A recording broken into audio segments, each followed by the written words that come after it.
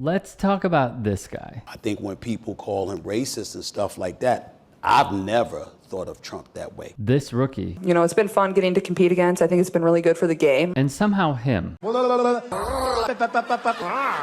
Let's explain. The discourse following Caitlin Clark is being fueled by two groups. She's been in the WNBA for 2 minutes. There's no reason to hate her other than the amount of attention she's getting and her skin color. I mean, would this be happening to a black Caitlin Clark? People like this. Unless you get your mind right about that marketing, it matters. It matters. Janae, you know I'm right. I hear you. You know I'm right. I hear you, Stephen A., but I will not sacrifice my basketball knowledge and my integrity in terms of the game for marketing. My marketing is doing just fine. And if it has to Team grow USA a little bit has. slower to hold on. Team USA has. We've had ample the evidence basketball where they've done it in the past. Yeah. Excuse me. I just And maybe they're not trying to do it this year. And this. It is safe to say it has taken on a life of its own.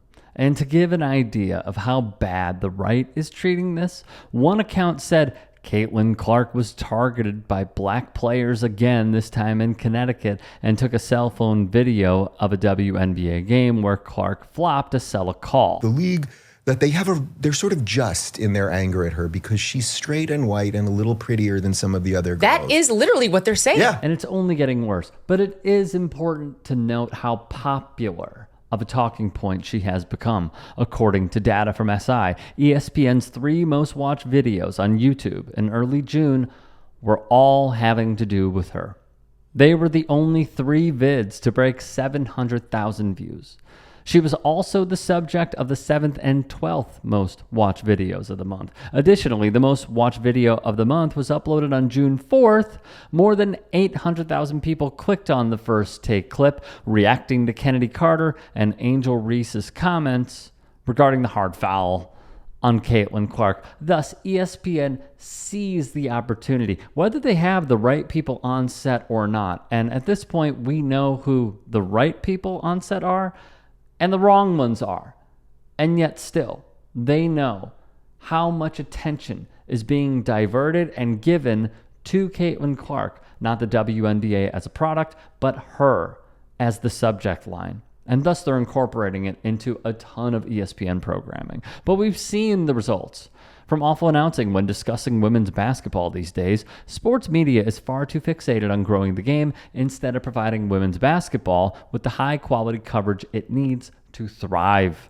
And it's ruining a watershed moment that long-time women's basketball fans have predicted and anticipated for decades. Now that sports media finally sees the business potential of women's hoops, they're claiming ownership and cashing in by using Caitlin Clark to further their own agenda, take up airtime to harp on growing the sport of women's basketball by every means necessary, including handing Clark a roster spot on Team USA after being left off the roster last week, and praising her neutral stance on social justice issues. The WNBA is known to advocate for. And thus you see who is hopping on the bandwagon to talk about this. The Clay Travises, the Stephen A. Smiths, and the Megyn Kellys. Focusing on the latter, Clark's name has been invoked to further right-wing propaganda from some of the worst in the media space. Thus, The Athletic's James Boyd asked Clark how it felt having her name being weaponized for all the wrong reasons. And this was her response. It's not something I can control, so, I don't put too much thought and time into thinking about things like that. And to be honest, I don't see a lot of it. Like I've said, basketball is my job. Everything on the outside, I can't control that, so I'm not going to spend time thinking about that. People can talk about what they want to talk about, create conversations about, whatever it is. But I think for myself, I'm just here to play basketball. This was roundly criticized, especially by a Clark coworker. Dejanay Carrington, in her 3rd year with the Connecticut Sun, saw this as a missed opportunity. She'd tweet, "Dog, how one cannot be bothered by their name being used to justify racism, bigotry, misogyny, xenophobia, homophobia, and the intersectionalities of them all is nuts. We all rather see the blank. We all have a platform. We all have a voice. And they all hold weight. Silence is a luxury, which is fair. Carrington has been in the league for a few years. She has seen what the league has meant to so many people, especially them taking stances that were deeply unpopular at the time. You could even make the argument that the WNBA is responsible for the Senate races in Georgia and how those turned out with Raphael Warnock and John Ossoff being named senators after beating Trumpian MAGA candidates like David Perdue and others. So to see this from Dejanay Carrington's perspective, and I'm sure many others, is woefully disappointing. And then there was Stephen A. Smith. But there's a broader issue here that can't be escaped, and that is this.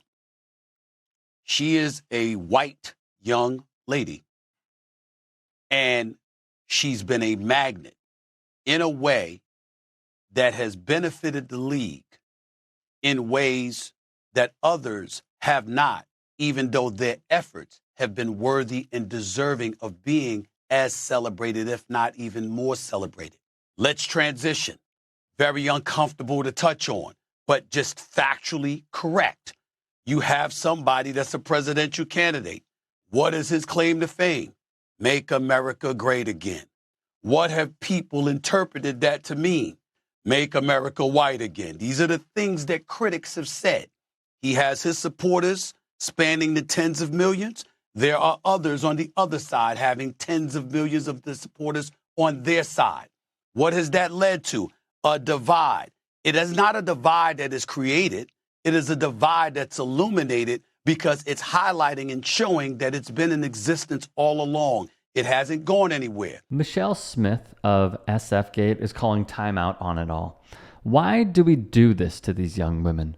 Why do we project ourselves and our perspectives about gender, race, class, and politics onto them and their experiences as if they are some sort of two-dimensional blank screen rather than the three-dimensional people that they actually are?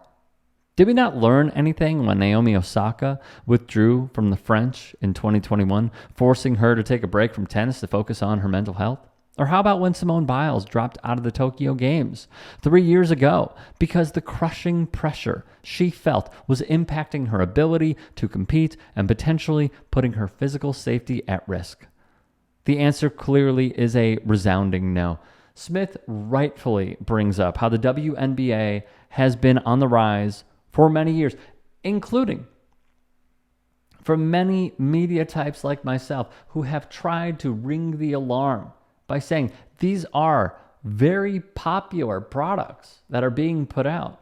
And the NCAA failed women's basketball until they saw it very late. And ESPN failed women's basketball until they saw it very late. And now they are cashing in on an investment that cost them so very little to put into. Smith would continue. But some fans, mostly the newer ones,